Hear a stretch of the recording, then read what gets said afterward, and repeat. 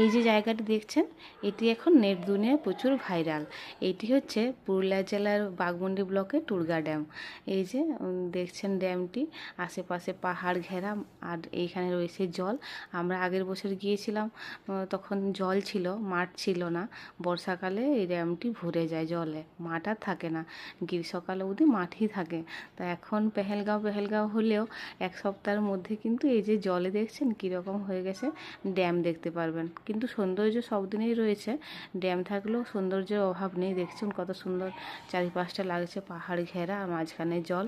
তো আমি আর আমার বান্ধবী গিয়েছিলাম ঘুরতে। আমরা একটা ভিডিও বানিয়েছিলাম, তখন আমি ভিডিও বানাতাম না, কিন্তু এই যে দেখুন ভিডিওটা খুঁজে পেলাম, আপনাদের সাথে শেয়ার করলাম। কি সুন্দর দেখতে লাগছে না?